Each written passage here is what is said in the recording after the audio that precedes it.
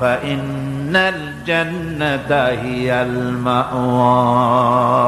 আর যে ব্যক্তি আপন প্রভুর সামনে উপস্থিত হওয়াকে ভয় করেছে এবং আপন প্রবৃত্তিকে লালসা মুক্ত করেছে, লালসার হাত থেকে রক্ষা করেছে, আল্লাহ রব্বুল আলামিন কিয়ামতের দিন তার জন্য রেখে দিয়েছেন জান্নাত।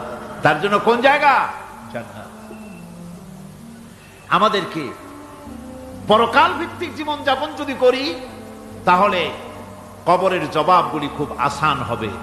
আর যদি পরকাল ভিত্তিক জীবন যাপন না হয়, কবরটা মুসিবত হয়ে যাবে। হযরত ওসমান রাদিয়াল্লাহু তাআলা আনহু কবরের কাছে গিয়ে খুব কাঁদতেন। সাহাবায়ে কেরাম প্রশ্ন করেছেন, হুজুর, রাসূল করিম সাল্লাল্লাহু আলাইহি ওয়াসাল্লাম যখন জান্নাত ও জাহান্নামের ওয়াজ করেন তখনও তো এত বেশি আপনি কাঁদেন না, যত বেশি কাঁদেন কবরের কাছে এসে, কারণ কি? হযরত ওসমান রাদিয়াল্লাহু তাআলা আনহু বলতেন, আমার সাথীরা, আমি আমার হাবিবের কাছে, আল্লাহ রাব্বুল আলামিনের রাসূলের কাছে আমি শুনেছি এই কবরটাই হলো প্রথম স্টেশন, এই কবরটাই হলো প্রথম ইমিগ্রেশন কাউন্টার। এই জায়গায় যদি কেউ ধরা পড়ে যায়, কারো যদি চার্জশিট হয়ে যায়, সব জায়গায় ধরা পড়ে যাবে, হাসরে মিজানে সিরাতে কোনো জায়গায় নাজাত পাবে না। আর এই কবরটা যদি কেউ মুক্তি পেয়ে যায়, মিজান সিরাত হাসর সব জায়গা থেকে আল্লাহ তারে ভালোভাবে পার করে দিবেন। এটা হলো আসল জায়গা, মারাত্মক জায়গা, খুব মারাত্মক জায়গা। আমি এটাকে ইমিগ্রেশন কাউন্টার বলেছি আমার ভাষায়। ইমিগ্রেশন কাউন্টার যারা বিদেশ ভ্রমণ করেছেন তারা জানেন। লন্ডন যাবেন, আমেরিকা যাবেন, সৌদি আরব যাবেন, যে কোনো বিদেশে যাবেন, গেলেই পাসপোর্ট তারা দেখবে। পাসপোর্টে আপনার ন্যাশনালিটি কোনটা সেটাই তারা জানতে চাইবে। আপনি কোন দল করেন এটা তারা জানতে চাইবে না, আপনার আইডেন্টিটি কি তারা জানতে চাইবে। তারপরে যদি স্যাটিসফ্যাক্টরি হয় আপনাকে ভিসা দিয়ে ভেতরে ঢুকবার ব্যবস্থা করে দেবে। আর যদি তারা স্যাটিসফাইড না হয় তাহলে আপনাকে মেহমানখানায় ঢুকানো হবে গ্রেফতার করে। কবর হচ্ছে এ ধরনের একটি ইমিগ্রেশন কাউন্টার। কবরের ভিতরে মানুষ যখনই রাখা হবে সঙ্গে সঙ্গে দুজন ফেরেশতা আসবে। কবরের কাছে যারা এসেছিল দাফন হয়ে যাওয়ার পর এই লোকগুলি 40 কদম যেতে যতক্ষণ লাগে এর মধ্যেই দুজন ফেরেশতা এসে যাবে, এসে জিজ্ঞেস করবে, মান রব্বুকা, তুমি কোন দল করতে? ওটা তাদের জানার দরকার নাই। ব্যবসা করতেন না চাকরি করতেন, প্রয়োজন নেই। প্রথমেই জিজ্ঞাসা করা হবে ন্যাশনালিটি, প্রথমেই জিজ্ঞাসা করা হবে তার ন্যাশনালিটি সম্পর্কে, তার আইডেন্টিটিটা কি, এবং সেটাকে সত্যায়িত করার জন্য, বোঝার জন্য 3টি প্রশ্ন। প্রথম প্রশ্ন, মান রব্বুকা ওয়া মা দীনুকা ওয়া মান নাবিয়্যুকা, তোমার রব কে, তোমার দ্বীন কি, তোমার নবী কে। যদি এই ব্যক্তি বেঈমান হয়, মুনাফিক হয়, সে বলবে, হায় হাতা লা আদরি, হায় হাতা লা আদরি, জানি না আমার রবকে, আমি জানি না। তোমার দিন কি, দিন কারে কয় বুঝি না। এরপরে আল্লাহর নবী জনাবে মুহাম্মদ রাসূলুল্লাহ সাল্লাল্লাহু আলাইহি ওয়াসাল্লামকে দেখানো হবে, বলা হবে, মা কুনতা তাকুলু ফি হাদার রাজুল, এই ব্যক্তি সম্পর্কে তোমার ধারণা কি নিকে? বলবে, আমি চিনি না। নাউযুবিল্লাহ। বাস, এরপরে তার যা হবার তাই শুরু হয়ে যাবে। আর যদি বান্দাটা মুমিন হয়, প্রশ্ন করা হবে, মান রব্বুকা, জবাব দেবে, রব্বি আল্লাহ, আমার রব আল্লাহ রাব্বুল আলামিন। ওয়া মা দীনুকা, দীনুনা ইসলাম, আমার দিন হচ্ছে ইসলাম। এরপরে আল্লাহর নবীকে দেখানো হবে। কয়েক রকমের বর্ণনা আছে, কোন বর্ণনায় আছে হুজুরের আকারে দেখানো হবে, অথবা রাসূলকে সরাসরি দেখানো হবে। বলা হবে, মা কুনতা তাকুলু ফি হাদার রাজুল, এই লোকটি সম্পর্কে ধারণা কি? মুমিন ব্যক্তি বলবে, হাদা নবিয়ুনা মুহাম্মাদুর রাসূলুল্লাহ সাল্লাল্লাহু আলাইহি ওয়াসাল্লাম, ইনি আমার তো সেই নবী মুহাম্মাদুর রাসূলুল্লাহ সাল্লাল্লাহু আলাইহি ওয়াসাল্লাম। আমরা যেন এই রকমের জবাব দিতে পারি, আল্লাহ কবুল করো। সকলে জোরে কোন আমিন। জবাব হয়ে যাওয়ার পর গায়ব থেকে আওয়াজ আসবে, ফাফরিশু বিল জান্নাতি ওয়ালবিসু বিল জান্নাহ। ও আমার ফেরেশতারা, আমার এই বান্দাকে জান্নাতের পোশাক পরাইয়া দাও আর কবরটাকে জান্নাতের বিছানা বিছাইয়া দাও। জান্নাতের পোশাক পরাইয়া দাও, জান্নাতের বিছানা বিছাইয়া দাও। ইলা মাদ্দা বাসারিহি, তার চোখের দৃষ্টি যতদূর যায় কবরটা ততটা প্রশস্ত করে দাও। এরপর বেহেশতের পোশাক পরাইয়া বেহেশতের বিছানা বিছাইয়া ফেরেশতা বলবে, নম কানাউমুল উরুস, ঘুমিয়ে যাও। দুলামিয়া যেমন বাসর সজ্জায় নতুন বউ নিয়ে আরামে ঘুমায়, এরকম আরামে ঘুমায় যাও। ইলা ইয়াউমিল কিয়ামা, কিয়ামত পর্যন্ত ঘুমায় থাকো, আরামে ঘুমিয়ে থাকবে। এরপরে সিংগায় ফুৎকার হবে, সিংগার ফুৎকারের আওয়াজে তার ঘুম ভেঙে যাবে। বলবে, ইয়া ওয়াইলানা মান বাআসানা মিন মারকাদিনা, হায় আফসোস, আমার এত আরামের ঘুম থেকে কে আমাকে জাগ্রত করলো, আমার ঘুমটারে নষ্ট করলো কে?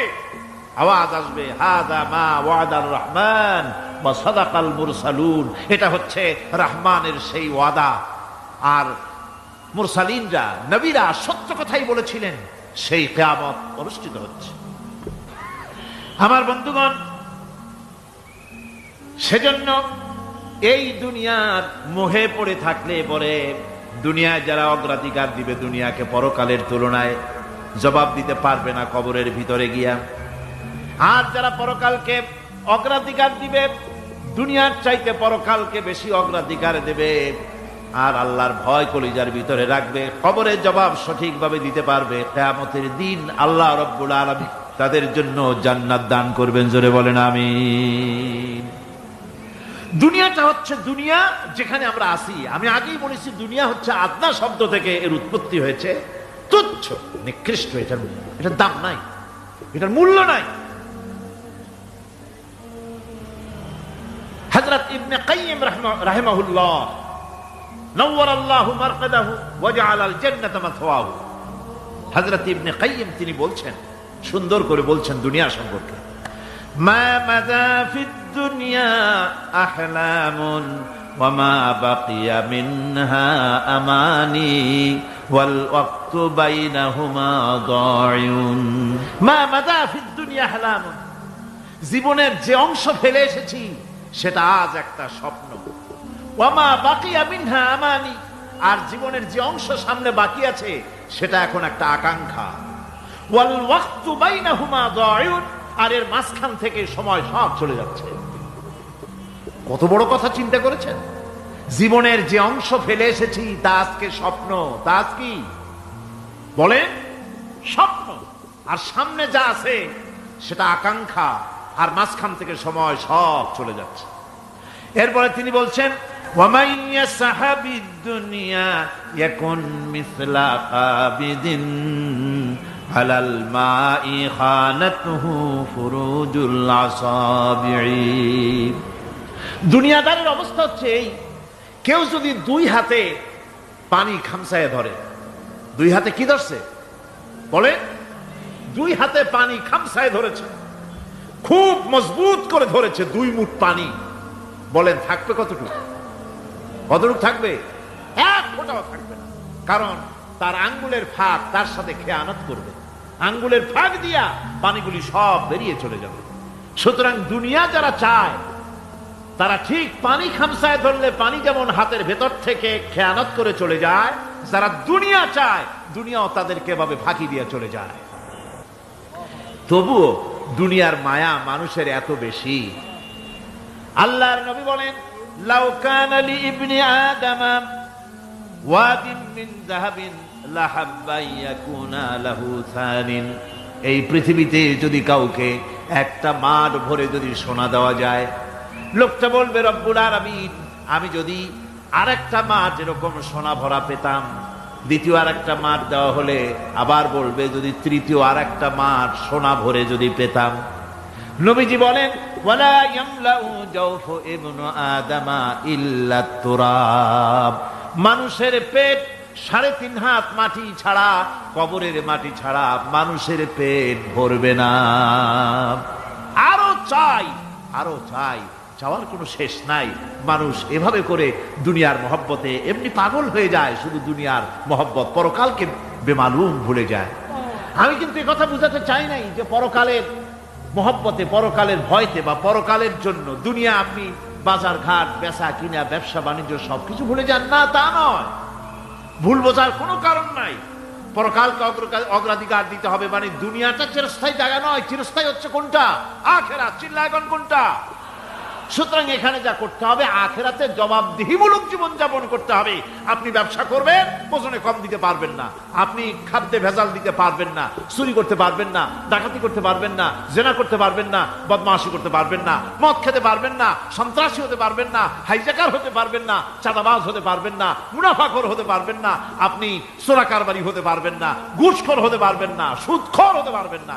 এই সব কাজ পরকালকে বিশ্বাস করলেই এ সমস্ত কাজ থেকে মানুষ বিরত থাকতে পারে।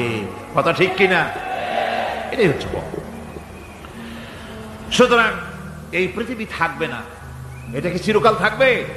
না, এর একটা পরিসমাপ্তি ঘটবে।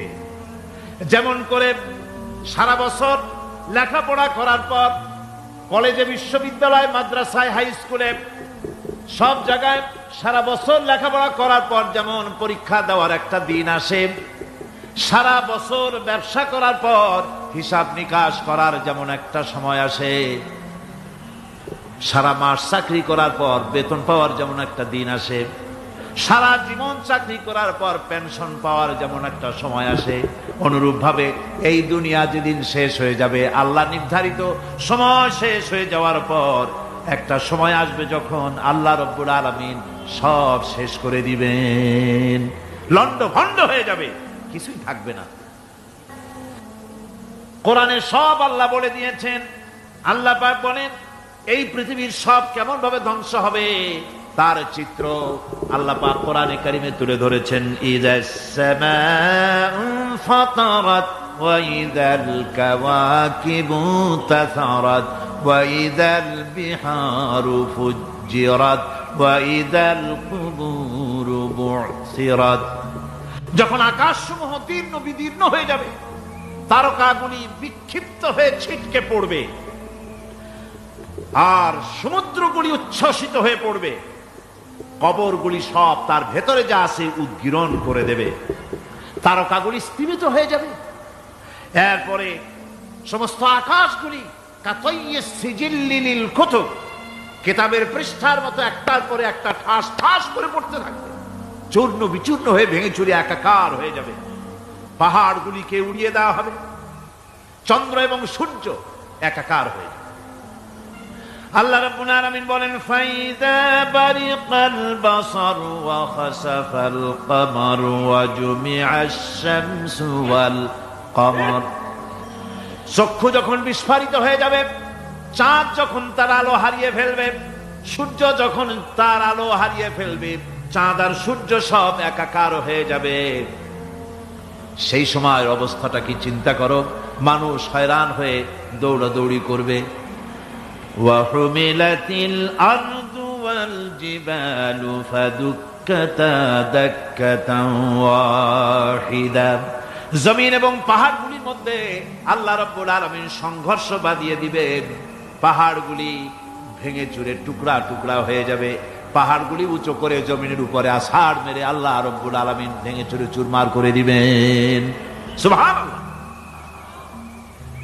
ওয়া তাকুনুল জিবালু কালইহনিল মানফুশ। পাহাড়গুলো পেঁজা ধোনা তুলার মতো করে উড়িয়ে দেওয়া হবে, পাহাড় উড়ে যাবে। সুবহানাল্লাহ। পাহাড় পাথরের তৈরি করা পাহাড়, এই পাহাড়গুলি তুলার মতো হয়ে উড়বে কিভাবে? আমি এই দৃশ্য নিজের চোখে কিছুটা হলেও দেখছি। আজ থেকে 10 দিন আগে আমি ইতালি সফর করে এসেছি। ইতালির রাজধানী রোম। রোম প্রাচীন সভ্যতার লালন ভূমি। কোরআনে কারিমে সূরা রোম রয়েছে, এই রোম সেই রোম। এখানের বাদশার কাছে রাসূল করিম সাল্লাল্লাহু আলাইহি সাল্লাম হেরাক্লিয়াসের কাছে চিঠি পাঠিয়েছিলেন, সেই রোম।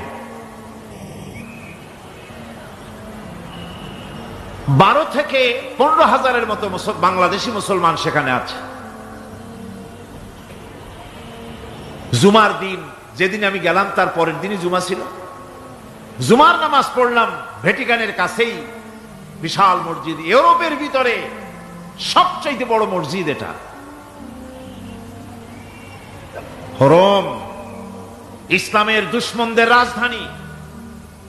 সেইখানে যখন আজান হচ্ছে আশহাদু আন্না মুহাম্মাদার রাসূলুল্লাহ, আমার অনুভূতির কথা আপনাদেরকে বোঝাতে পারবো না, কি অনুভূতির সৃষ্টি হয়েছে আমার ভেতরে।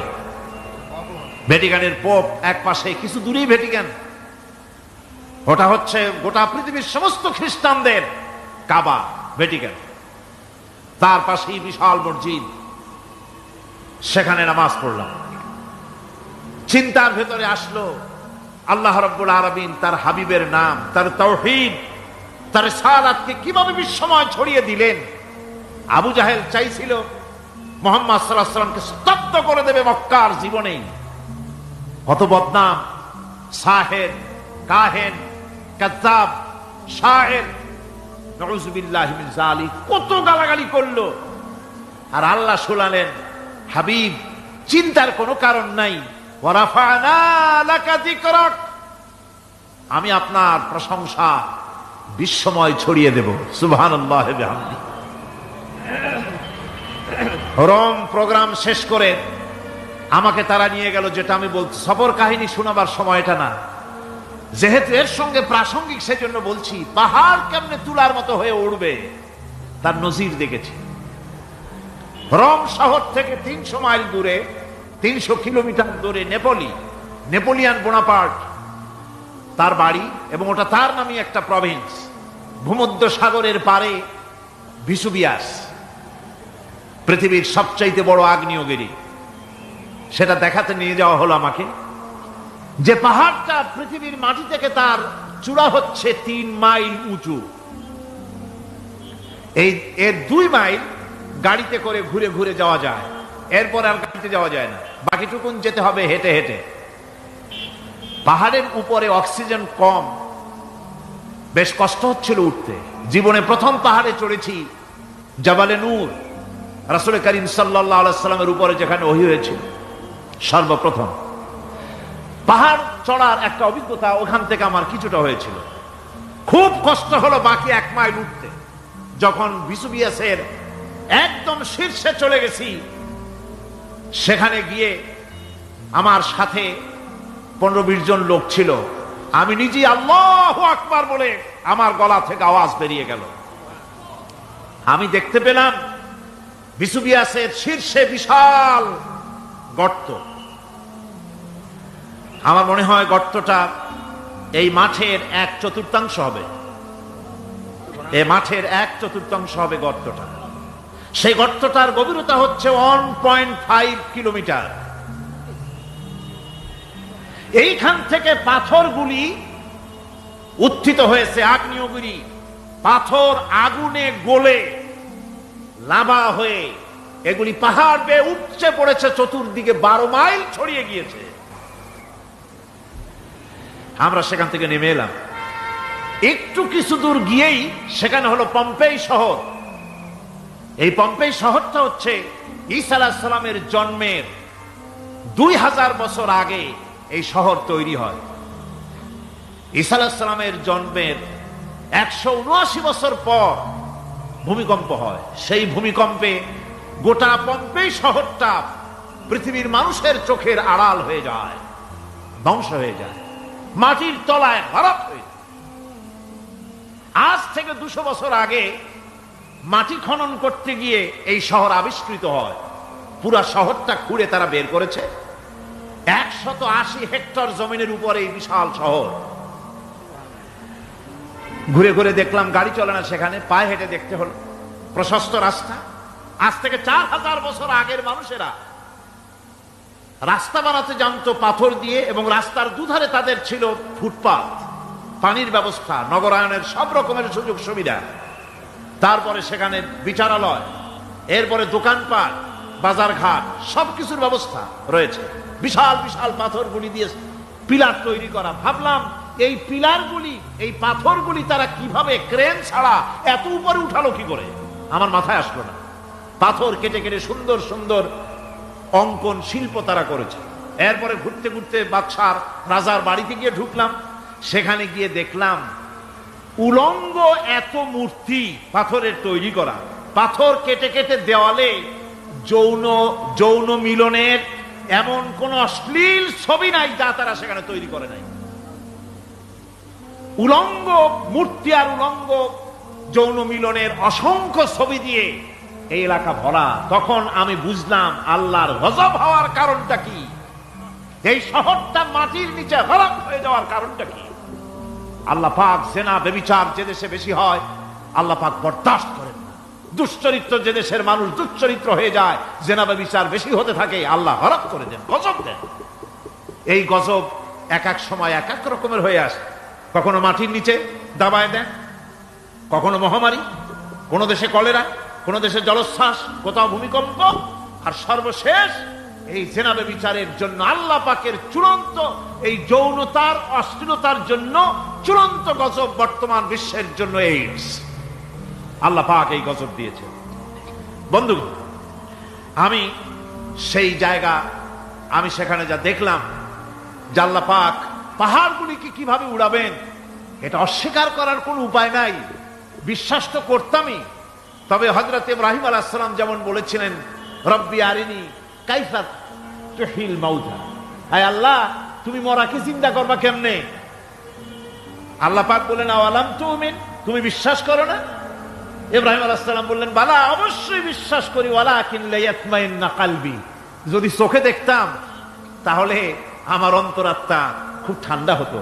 আল্লাহ রাব্বুল আলামিন চোখে দেখায় দিলেন জিন্দা কেমনে মুর্দা হবে, মুর্দা কেমনে জিন্দা হবে, আল্লাহ দেখায় দিলেন। পাহাড় উড়ায় দিবেন আল্লাহ রাব্বুল আলামিন। একথা কলিজার মধ্যে তার উপর ঈমান বিশ্বাস, কিন্তু আল্লাহ চোখে দেখাইছেন, ঈমান আরো মজবুত হয়েছে, যা ছিল আরো মজবুত হয়েছে। সুবহানাল্লাহ। আল্লাহর ভয়তে কলিজা কেঁপেছে। আমি পাহাড়ের উপরে কেঁদেছি, যার চার হয়ে কেঁদেছি। বন্ধুগণ, আল্লাহ সুবহানাহু ওয়া তাআলা এই জন্য বলেছেন কুল সিরু ফিল আরদ, আমার জমিন ঘোরো, ভালো করে দেখো, কাইফা কানা আকিবাতুল মুকাজ্জিবিন, মহাসত্যকে যারা অস্বীকার করেছে তাদের পরিণতি আমি কি করে দিয়েছি, এগুলি চোখে ভালো করে তাকায় দেখো। আমার বন্ধুগণ, সুতরাং এই পৃথিবীর অবসান হবে, এই পৃথিবী ধ্বংস হবে, এই পৃথিবী চূড়ান্ত ভাবে শেষ হয়ে যাবে। ও হ্যাঁ, আরেকটি কথা বলতে হয়, সেটা হচ্ছে যে এই রোম থেকে আরেকটু দূরে 900 মাইল দূরে হচ্ছে সিসিলি। 900 মাইল দূরে, সেখানে এই সিসিলি মুসলমানেরা শাসন করেছিল 350 বছর। সেই সিসিলিতে রয়েছে 360টা মসজিদ মুসলমানদের করা। সমস্ত মসজিদগুলি আজ তালা বন্ধ, একটা মসজিদও খোলা নাই। সেখানকার মুসলমানেরা ওয়াজ শুনতে এসেছিল রোমে। আমি তাদের জন্য পরামর্শ দিয়েছি যে গভর্নমেন্টের কাছে তোমরা দাবি জানাও যে অন্তত একটা মসজিদের দরজা আমাদের জন্য খুলে দাও। রোমের অবস্থানরত প্রবাসী বাংলাদেশি মুসলমানেরা আমাকে বলেছে, তাদের অনেকের বাড়ি চট্টগ্রামেও আছে, আমাকে বলেছে তাদের চোখে পানি আসছে বলার সময় যে চিরঙের তাফসীর মাহফিল যখন আসে কলজাটা কাঁদতে থাকে যাওয়ার জন্য। তো যাওয়া তো সম্ভব না এত দূর থেকে, আমাদের সালাম বলে দিবেন যত লোক আসবে, আর আমাদের জন্য দোয়া করতে বলবেন যেন এই রোমের ভিতরে আমরা ইসলামের আদর্শের ভিত্তিতে আমরা যেন চলতে পারি। আপনারা দোয়া করুন তাদের জন্য। ভাইরা আমার, এই পৃথিবী একদিন পরিসমাপ্তি ঘটবে এবং আল্লাহর দরবারে আমাদেরকে উঠতে হবে এবং সেখানে আমাদের বিচার হবে। সেখানে আমাদের কি হবে? বিচার হবে। আল্লাহ পাক বিচারটাকে নির্ভুল করার জন্য, সঠিক করার জন্য প্রত্যেকের গলায় আমলনামা ঝুলায় রাখছেন। এখানে রেকর্ডের ব্যবস্থা করা হয়েছে। আল্লাহ পাক বলছেন ওয়া কুল্লা ইনসানিন আলজামনাহু তাইরাহু ফি উনুকিহি ওয়া নুখরিজু লাহু ইয়াওমাল কিয়ামাতি কিতাবান ইয়ালকাহু মানশুরা। আল্লাহ পাক বলেন প্রত্যেকের ভালো মন্দ কর্মফল, কর্মলিপি আমি তার গলায় ঝুলায় রেখেছি। কিয়ামতের দিন সে নিজের কাছে স্পষ্ট সব দেখতে পারবে, কোনো জিনিস বাদ পড়বে না। তার গলায় তার আমলনামা ঝুলানো আছে, সব রেকর্ড হতেছে। আমরা যা করছি সবগুলি রেকর্ড হয়ে যাচ্ছে। কোরআনে কারিমে আল্লাহ রাব্বুল আলামিন, আমি গত বছরও বলছিলাম যে বিজ্ঞানের আবিষ্কার যত বাড়বে কোরআন বোঝা মানুষের জন্য তত সহজ হবে। সুবহানাল্লাহ। কোরআন বোঝা মানুষের জন্য তত সহজ হবে। সুতরাং মানুষের গলার সাথে আল্লাহ পাক বলছেন যে একটা আমলনামা আমি ঝুলাই দিয়েছি তার গলার সাথে, সে যা করতেছে ওখানে সব লিপিবদ্ধ হচ্ছে, কম্পিউটারাইজড, কম্পিউটারের মতো এগুলি সব গ্রহণ করতেছে। এগুলি কিয়ামতের দিন তার সামনে হাজির করা হবে। কিয়ামতে যখন আমলনামা তার সামনে দিয়ে বলা হবে, ইকরা কিতাবাকা কাফা বিনাফসিকাল ইয়াওমা আলাইকা হাসিবা, তাকে বলা হবে নিজের কর্মলিপি নিজেই পড়ো, আজ তুমি তোমার নিজের হিসাব নিতে যথেষ্ট। বন্ধুগণ, এই মাহফিলে যত লোক আমরা বসে আছি, আমরা আমাদের হিসাব নিতে যথেষ্ট না আরেকজন লাগবে? কোন আমরা যথেষ্ট কিনা? কথা বোঝেন নাই।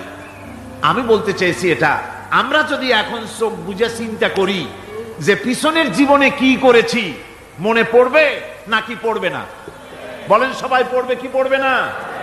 ছোটবেলায় কবে পায়ের নিচে কাটা ফুটেছিল, কবে কোথায় আছাড় খেয়েছিলেন, কবে কার বেল, তাল, আম, কাঁচা আম চুরি করে খেতে গিয়ে কিল খেয়েছিলেন, তাড়া খেয়েছিলেন, তাকে এখন মনে নাই? আছে। তাহলে কিল, ওই তাল বেল চুরি করতে গিয়ে যে কিলটা খাইছিলেন সেটাও মনে আছে, ভালো মন্দ সব মনে আছে। তাহলে কোন হোটেলের রুমে কি করছিলেন, কোন স্কুলে কোন কলেজে কি করছিলেন, তারপরে জীবনে ছোট বড় ঘটনাগুলি সব বুঝতে মনে পড়বে না? এবার হিসাব করেন, মনে যদি পড়ে এবার হিসাব করেন আপনি জান্নাতি না জাহান্নামী। আপনি আপনার নিজের হিসাব নেওয়ার জন্য যথেষ্ট। তাকে হিসাব করতে বলা হবে, তোমার হিসাব, তোমার নিজের হিসাব নেওয়ার জন্য তুমি যথেষ্ট, তোমার হিসাব তুমি নিজেই করো, এটা পড়ো। আর সেই কিয়ামতের দিন কোনো সাহায্যকারী মিলবে না। লান তানফাকুম আরহামুকুম ওয়ালা আওলাদুকুম ইয়াউমাল কিয়ামাহ। লান তানফাকুম, কিয়ামতের দিন কোনো ফায়দা হবে না, অবশ্যই কোনো ফায়দা হবে না, কোনো উপকারে আসবে না। কিয়ামতের দিন তোমার সন্তান, তোমার স্ত্রী, তোমার মাল, তোমার সম্পদ কোন উপকারে আসবে না। কিয়ামতের ময়দানে সেদিন সব তোমার সাথে বিচ্ছেদ করবে, সব পালায় যাবে। সেখানে উৎকোষেরও কোনো কারবার নাই যে ঘুষ টুস দিয়া, ফেরেশতাদের কোন রকম বুঝবাজ দিয়া, আলাদা কোনো চোরাগলি পথ দিয়া একেবারে ফুট করে ভেসতে চলে যাবেন, এমন কোনো সুযোগ নাই। অনেকে বলে, হুজুর এমন কিছু দোয়া শিখায় দেন যাতে ওই সব জেহাদ, বোমা এগুলি খুব ভয় পাই, ও সব রাস্তা টাস্তা না, খুব সহজে কিছু দোয়া দুরূদ করিয়া আস্তে করে জান্নাতে চলে যাওয়া যায়, এরকম একটা দোয়া, এরকম একটা পথ বলে দেন। আমি বলি, ভাই এরকমের কোন চোরাগলি আমার রাসূল আবিষ্কার করতে পারেন নাই। আল্লাহর পয়গম্বরের ওই ধরনের পথ, কোন পথ আবিষ্কার করতে পারেন নাই। সেখানে কিয়ামতের দিন কাউকে উৎকোষ গ্রহণ করার কেউ নাই, উৎকোষ দেওয়া যাবে না। আর উৎকোষ দিবি নেবা কি? আপনার কাছে কিছু নাইও, থাকলেও নেওয়ার কেউ নাই। এই দুনিয়ায় ফাঁকিবাজি করে বহুত কিছু করা যায়, কিন্তু কিয়ামতের মাঠে এগুলি কিছুই চলবে না। আল-ইয়াওমা লা ইয়ানফা'ু মালুন ওয়ালা বানুন, কিয়ামতের দিন ধন, সন্তান, সন্ততি আর সম্পদ কোনো কাজে লাগবে না। সেদিন শুধু আমল, আমল যদি ভালো হয় কাজে লাগবে, আমল খারাপ হবে সব শেষ হয়ে যাবে। আল্লাহ রাব্বুল আলামিন নবীজিকে ডেকে বলেছেন, নবী আপনি বলেন, কুল মা কুনতু বিদআম মিনার রাসূল, আপনি বলুন আমি কোন নতুন রাসূল নই, আমার আগে অনেক নবী রাসূল পৃথিবীতে এসেছেন, তারা বিদায় হয়ে গেছেন। আমি জানি না কিয়ামতের দিন আল্লাহ রাব্বুল আলামিন আমার সাথে কি ব্যবহার করবেন, আর আমি এও জানি না যে কিয়ামতের দিন আল্লাহ পাক তোমাদের সাথে কি ব্যবহার করবেন। এই আয়াত নাযিল হওয়ার পর আল্লাহর হাবিব তার মেয়েকে ডাকলেন, জামাইকে ডাকলেন, নাতিদেরকে ডাকলেন, আহলে বাইতদেরকে ডাকলেন, আর বললেন, ও আমার মেয়ে, কলিজার টুকরা ফাতেমা গো, শোনো, কেবলমাত্র আয়াত নাজিল হয়ে গেল, আল্লাহ পাক আমাকে শোনায়ছেন, কিয়ামতের দিন আমি জানি না আমার সঙ্গে কি ব্যবহার করা হবে, আর এও জানি না যে তোমাদের সাথে কি ব্যবহার করা হবে। ও আমার কলিজার টুকরা মেয়ে ফাতেমা, কিয়ামতের দিন মুহাম্মদ সাল্লাল্লাহু আলাইহি সাল্লামের মেয়ে, এই হিসাবে তোমার নাজাতের ফয়সালা হবে না। ও আমার কলিজার টুকরা নাতি হাসান আর হোসেন, কিয়ামতের দিন মুহাম্মদ সাল্লাল্লাহু আলাইহি সাল্লামের নাতি হিসাবে ফয়সালা হবে না। ও আমার জামাই হযরতে আলী, কিয়ামতের দিন আমার জামাই হিসাবে নাজাতের ফয়সালা হবে না। আমল যদি ভালো হয় ফয়সালা ভালো হবে, জান্নাতে চলে যাবে। আমল যদি খারাপ হয়, কার নাতি কার জামাই দেখা হবে না। সুবহানাল্লাহ। কঠিন কিয়ামতের মাঠ। এই পরকালের বিশ্বাস যদি কলিজার মধ্যে ঢোকে, মানুষ ভালো হয়ে যাবে। কম সুবহানাল্লাহ। ওই যে মক্কার জীবনে ওই সমস্ত মানুষগুলি যারা চুরি করত, ডাকাতি করত, জেনা করত, বদমাশি করত, যারা শয়তানি করত, যারা মানুষকে খুন করত, এই মানুষগুলি এত ভালো হয়ে গেল, যারা চুরি ছেড়ে দিল, ডাকাতি ছেড়ে দিল, জেনা ব্যভিচার ছেড়ে দিল, এত ভালো হয়ে গেল, পৃথিবীর মধ্যে সেরা মানুষ তারা হয়ে গেলেন। জোরে বলেন সুবহানাল্লাহ। নবীর সাহাবীরা পৃথিবীর শ্রেষ্ঠ সন্তান, নবীর সাহাবীরা পৃথিবীর সেরা মানুষ, তাদের চাইতে সেরা মানুষ নবীদের পরে আর কেউ হতে পারে না। জোরে কোন সুবহানাল্লাহ। নবীর পরে পৃথিবীতে শ্রেষ্ঠ মানুষ কারা? সাহাবায়ে কেরাম রিদওয়ানুল্লাহি তাআলা আলাইহিম আজমাইন। ওনারা তো কুফরের মধ্যে ছিলেন, শিরকের মধ্যে ছিলেন, চুরি ডাকাতি জেনা ব্যভিচার এমন কোন পাপ নাই যা করা হয়নি। তারপরে যখন আল্লাহর নবীর কাছ থেকে তাওহীদ, রিসালাত ও আখিরাতের দাওয়াত পেলেন, কি সোনার মানুষ এক একজন হয়ে গেলেন। সুবহানাল্লাহ। যারা ছিলেন নারীর সতীত্বের জম, তারা হয়ে গেলেন নারীর সতীত্বের পাহারাদার।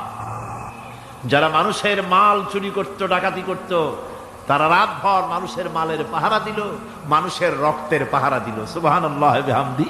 রক্ত সম্পদের পাহারা দিল। রাসূল বললেন, খায়রুল কুরুনে কারনি, সর্বশ্রেষ্ঠ যুগ তো আমার যুগ। বন্ধুগণ, এরপরে একটা জীবন আসবে ওই কিয়ামতের ময়দানে। এই পরকালের বিশ্বাসটা গুরুত্বপূর্ণ ব্যাপার। আমাদের সব কিছুর হিসাব দেওয়া লাগবে। আল্লাহ পাক বলেন, ইন্নাস সামআ ওয়াল বাসারা ওয়াল ফুআদা কুল্লু উলাইকা আনহু মাসউলা। নিঃসন্দেহে মানুষের শ্রবণ শক্তি, দর্শন শক্তি এবং তার অন্তঃকরণের কল্পনা সম্পর্কে আল্লাহ রাব্বুল আলামিনের কাছে জিজ্ঞাসিত হতে হবে। কান দিয়া কি করেছিলা, চোখ দিয়া কি করেছিলা, মুখ দিয়া কি করেছিলে, হাত দিয়ে কি করেছিলে, সবকিছুর জবাব আল্লাহ রাব্বুল আলামিনের কাছে দিতে হবে। সবটার জবাব দিতে হবে, কোনো কিছু বাদ যাবে না। এমনকি মনের ভিতরে যে কল্পনা আমরা করি, এই কল্পনার হিসাবও আল্লাহর দরবারে দিতে হবে। কোরআনে কারীম বলছে, ওয়া ইন তুবদু মা ফি আনফুসিকুম আও তুখফুহু ইউহাসিবকুম বিহিল্লাহ। মনের ভিতরে তুমি যেটা কল্পনা করো সেটা প্রকাশ করো, অথবা তুমি গোপন রাখো, যাই তুমি করো না কেন, আল্লাহ রাব্বুল আলামিন এর হিসাবও তোমার কাছে নেবেন। ফায়াগফিরু লিমান ইয়াশাউ ওয়া ইউআযযিবু মান ইয়াশাউ ওয়াল্লাহু আলা কুল্লি শাইইন কাদির। মহান আল্লাহ পাক বলেন, করার পর তোমার মনের ভিতরে কি কল্পনা করেছিলে ওইটার হিসাব আমি নেব। হিসাব নেওয়ার পর যারে খুশি ক্ষমা করে দেব, যাকে খুশি শাস্তি প্রদান করব। সবকিছুর উপরে আল্লাহ রাব্বুল আলামিন শক্তিমান, সব তিনি করতে পারেন, সমস্ত কুদরত রয়েছে তার। সুতরাং মানুষদেরকে, আল্লাহর বান্দাদেরকে বিশ্বাস করতে হবে যে আমার কোনো কথা বাদ যাবে না। কথাগুলি রেকর্ড হচ্ছে, কথা রেকর্ড হচ্ছে।